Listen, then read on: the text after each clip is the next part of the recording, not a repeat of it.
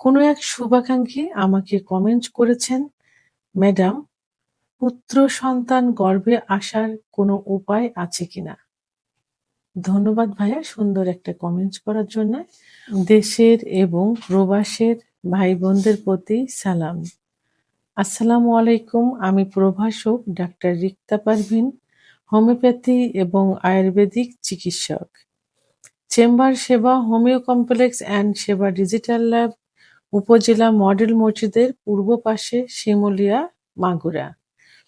কোনো এক শুভাকাঙ্ক্ষী আমাকে কমেন্ট করেছেন, ম্যাডাম, পুত্র সন্তান গর্ভে আসার কোনো উপায় আছে কিনা?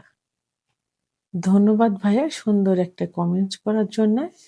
অনেকেই কিন্তু এই প্রশ্নটা করে থাকেন যে পুত্র সন্তান কিভাবে আমরা গর্ভে নিব? কোনো ওষুধের মাধ্যমে অথবা কোন উপায়ে? যেহেতু প্রশ্ন আসছে এবং কমেন্ট আসছে তার পরিপ্রেক্ষিতে আজকে আমি সুন্দরভাবে সহজ সরল ভাষায় বুঝিয়ে দিব। তো এখন সন্তান, পুত্র সন্তান এবং কন্যা সন্তান গর্ভে আসার জন্য আমি ২ টা দিক দিয়ে আজকে আলোচনা করব। একটা মেডিকেলের ভাষায়, অন্যটা ইসলামের দৃষ্টিকোণ থেকে। প্রথমেই বলবো ইসলামের দৃষ্টিকোণ থেকে, কারণ সন্তান আ পুত্র দিবেন না মেয়ে দিবেন সেটা সম্পূর্ণ নির্ভর করে আল্লাহ তাআলার উপরে।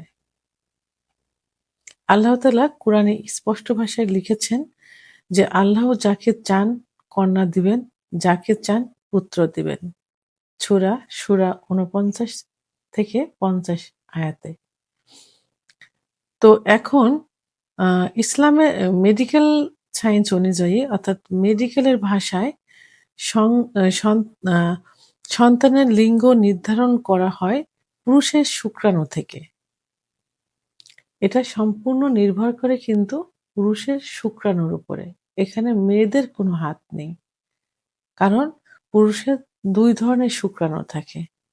একটা থাকে এক্স শুক্রাণু, এটা হলো মেয়ে। আরেকটা থাকে ওয়াই শুক্রাণু, এটা হলো ছেলে।